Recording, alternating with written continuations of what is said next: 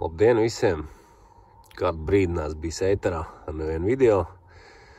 Tad nu šodien remontēsim Škodu. Problēma diezgan banāla Volkswagen Audi grupai. Tātad nedarbojas pasažieru puses durvīm slēgšanās, atslēgšanās un nedarbojas arī aizmugurējām durvīm. Ņemot vērā šo te gada desmitiem nerisināto problēmu Volkswagen grupā ar šiem te vadiem, kas savieno durvis ar virsbūvi. Pirmā lieta man bija, gribējās saprast, vai nav šeit problēma. Jo šajās durvīs bija tā, kad cilvēks bija atbraucis pie manis, kad es te pakustināju to vadu bunti, un tad tā kā aizgāja tā centrāla atslēga. Bet, vairāk viņi arī neiet. Nē, šobrīd arī viņi patiesībā sakot iet. Tā kā, tas tā. Vienu dienu iet, otru dienu neiet, bet, tāpēc šobrīd ir tā, ka es gribēju sākt ar šiem vadiem. Jāsaka, šeit viņi ir uztaisījuši tā, ka te ir štekers mašīnas iekšpusē, nevis uz šīs te robežu līnijas. Bet, jāsaka tā, ka, pītais vads ir skaļrunim, pārējos ir šitā te stingri diezgan pavilku. Neviens nenotrūk no viņiem, kas man liek domāt, ka šeit tomēr būs viss kārtībā ar tiem vadiem. Un ka problēma būs pašās durvīs. Ja es tikšu, kad es izjaukšu durvis, tad es arī gribu notīt šeit šo te visu vadu bunti ar raudumu izolācijas lenti, jo man liekas, ka labāk, kad viņi visi kopā, tad viņi tā komplekss visi locās. Nevis katrs tas vads atsevišķi. Es domāju, ka tādā veidā, ja viņi notīti ir izolācijas lenti, ka viņi bišķi ilgāk līdz tam brīdim, kad salūzīs tā izolācija. Jā, bet šeit pārmaiņas pēc nebija šī problēma, arī šeit nav nekāds zaļais iekšā, tā kā nāksies vien durvis jaukt ārā. Tā kā, labi, ka izdevās tā pa šķirbu tik klāt. Nenācās vēl ņemt nost šo te jostai visu to apšūmu. Bet, nāksies saņemt. Te izrādās ir parastie logi. Tāpēc es brīnījos, kāpēc nav šitie lielie aizpildīti plus, mīnus, tie parastie logi. Šitiem bija interesanti tas, ka, man liekas, ka šitiem bija tā, ka es nevarēju saprast, kā viņš nāk no sākuma ārā, man no kaut kādam autiņam bija šitā jāņem. Viņiem kaut kā bija jābīt uz vienu pusi viņš. Jā, šitā terēk uz vienu pusi viņš panāk, un ir parastie logi, un tad noņemās. Diezgan forši izdomāts. Kaut kādiem autiņiem vēl bija Opelim, bija tas stulbies prosgadzam, tā kā Žigulim apmēram, fuj. Šitā štēla ir ritīgi forša. Šitien ir jāizjauc durvis, tu sapratīs, kas notiek. Attaisīju tagad priekšējām durvīm vaļām. Šitām, principā, viss bija kārtībā, tādā izpratnē nesūdzējās, bet es tad atcerējos, ka tam Audikam bija toreiz tā ka priekšdurvis bija saplīsuši vadi. Un tāpēc negāja aizmugurējās, jo viņas iet caur priekšējām. Tagad ir tāda diezgan muļķīga situācija, jo es īsti nezinu. Kā lai pasaka, kur ir problēma, jo šobrīd tās aizmugurējās darbojās. Un tad ir tā, ka, varbūt problēma priekšturvīs. Te var redzēt vienā vietā bišķi, ka zaļais sācis veidoties. Bet pārāk daudz viņi te nav. Jā, es pat nezinu, jāapstāst, cik bēdīgi. Nē, viņi ir bēdīgi tie vadi, kā redz, ka kaut kas ir salocījies, kaut kas ir atlocījies. Kaut kas ir tā, bet, kaut kas ir lāpīts. Jāatrod, kur krāsa atbild pa aizmugurs durvīm. Es skatos to schēmu, protams, bišķi bija problēmas saprast, vai šitam ir, tur tas gads, jo te ik pa gadam kaut kas mainās ar safe mode un bez safe mode, bet, es pieņemu, ka šitam ir bez. Tad iznāk tā, ka tomēr šeit ir abi aizmugurējo durvju tie moduļi, ka viņi abi divi aiziet uz komforta bloku pa taisno. Un vienīgā, te ir mīnus vēl atsevišķi, kas nav neaiziet tur, bet 76, 77, kas ir vienīgais, kas te nav iezīmēt uz to komforta bloku. Ja mēs viņus pārslēdzam uz nākamo lapu, tad redzam, kad, ko mēs redzam? Redzam to, ka nepārslēdzas, jā. Bet vienmēr cegot, varam redzēt, kad viņi aiziet 76, 77, valkam uz augšu. Tieši šeit 2, un viņi aiziet uz šo te strāvas sadals bloku. Vienmēr sakot, īsāk sakot, viss no šī var saprast, kad nav viņam tieši saikne priekšējo durvju tam modulim ar aizmugurējām. Tā kā, tad jau varētu tā kā uzskatīt, ka var mēģināt jaukt ārā tās aizmugurējās durvis un ka tas nebūs pavelti. Pasažieru durvīm man nācās paņemt nost. Es vienkārši negribu tā, kad es atjaucu durvis. Man mehānismam izrādās tieši tāpat. Jo teorētiski var būt tā, ka vienkārši te jau tik švaki. Ar kaut kādām barošanām vai kaut viņš nespēja to durvju mehānismu tur pacelt, pakustināt. Situācija te nav baigi labā. Ir pluss resnais, tas te mīnus rieplīs. Resnais pluss arī ir puši jau. Vēl kaut kādi mazi arī puši. Nē, puši nav, viņš ir izolācijas aplīsus. Tagad ir izolācijas aplīsus, pēc pusgadu būs arī dzīslas puši. Šitas jāstais. Te nekāds baigais zaļais nebijis, gan patīriši, bet diez vai.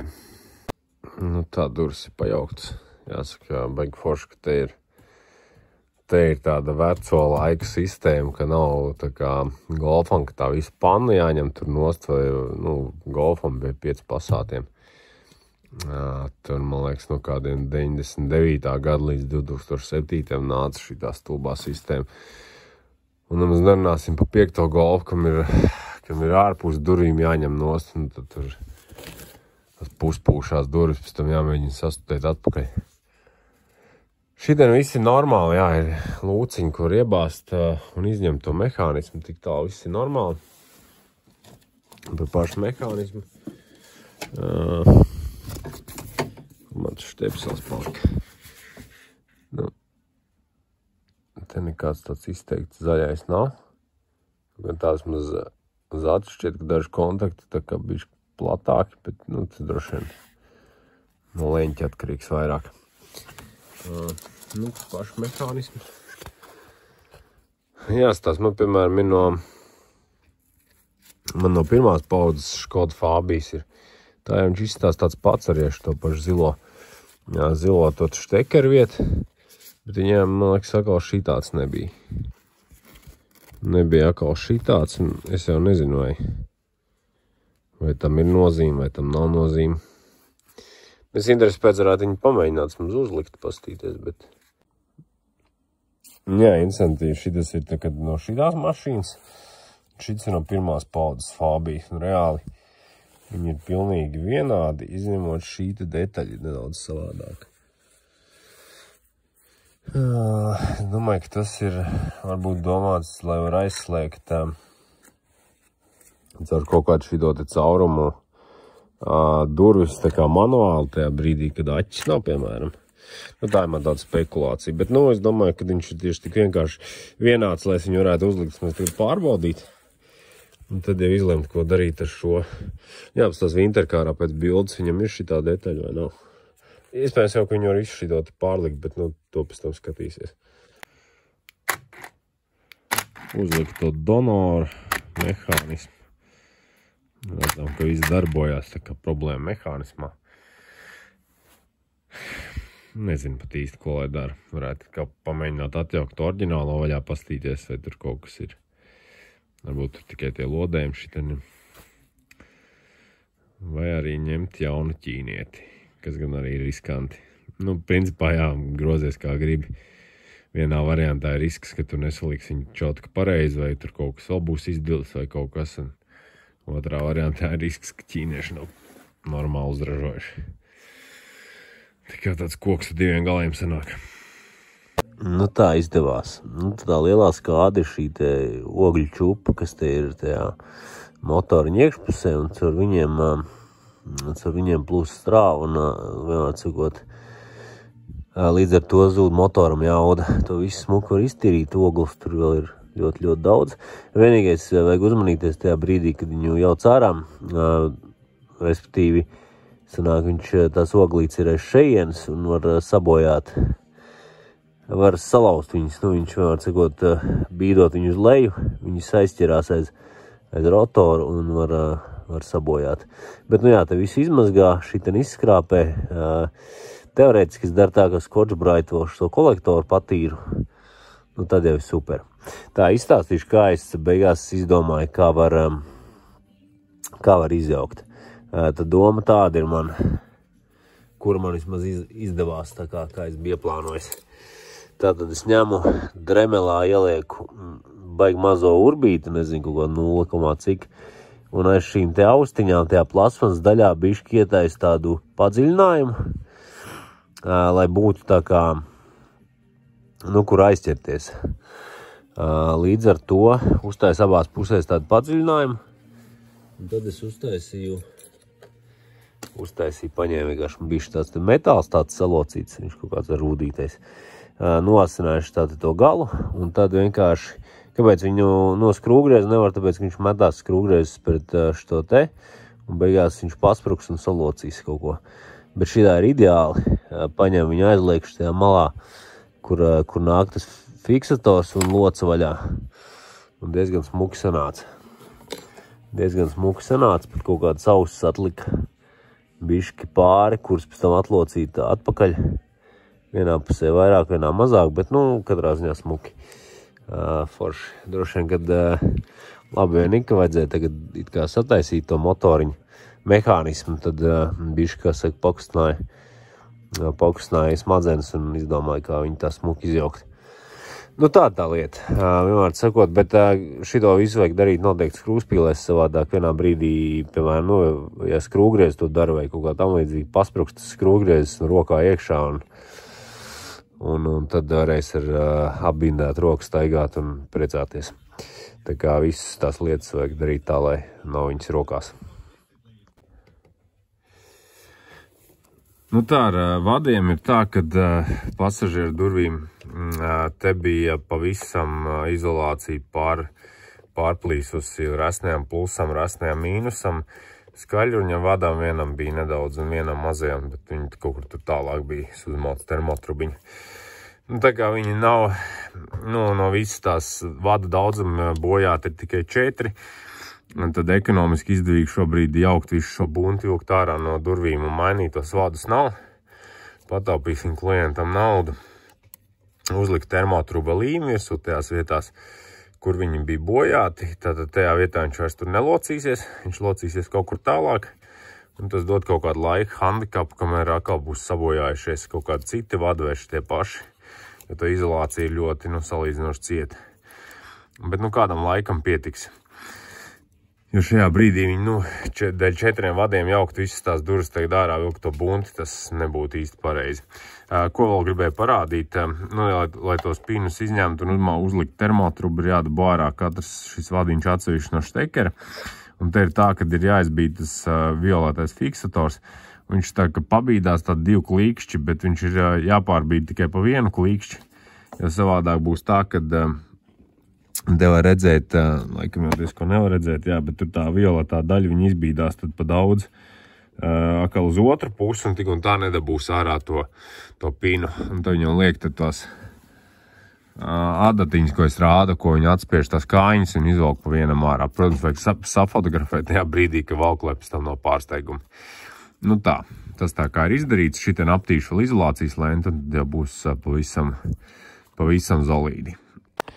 Man šitāds palicis no golfa un žiguļa laikiem, ka man bija kaut kāds nopirkts, kad priekš augstsprieguma vadiem, kas tā kā atgrūž mitrumu, un es viņus arī tagad, tiem štekeriem uzpūtu virsū, lai viņš, kaut cik vismaz kaut kāda teorētiski iespēja, ja tur tiek kaut kāds mitrums, ka viņš uzreiz netiek uz tiem kontaktiem un nesāk tur visu pūdēt. Šitāds te, vai viņš dod kaut ko vai nedod? Labs jautājums. Bet gribēju parādīt, cik forši, kad ir endoskops, jo, piemēram, sanāk, šeit ir šis savienojums durvju vadam. Aizmugurējām durvīņš tur ir. Un viņš jāiedabū pareizajā pozīcijā. Tā kā es nezinu, kādā tieši, tad ir ideāli pastīties ar endoskopu. Te īsti neredzēs, varbūt nav pareizais leņķis. Nu jā, redz, vienmēr sakot, uz kuru pusi tam štekerim ir tā taisnā mala un uz kuru pusi kas. Vienkārši ideāli. Nu tā, viss darbojās. Durvis atkal slēdzās, arī atslēdzās.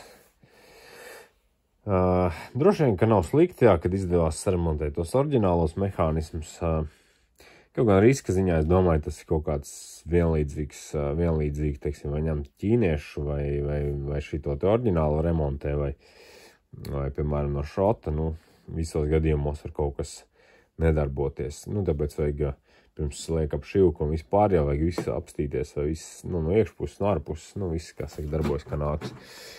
Tā kā, un to vajag tad paskatīties, bet, nu, katrā ziņā, es domāju, ka šis jautājums ir šīm durvīm divām, kas ir remontētas, ir atrisināts. Priekšā vēl šitiem te vadus sataisītajā locījuma vietā. Tas arī tā kā atrisināts, vēl paliek šoferu durvīm. Tā kā tā. Nu, paldies, kas skatījās, un tad jau līdz nākamajām video.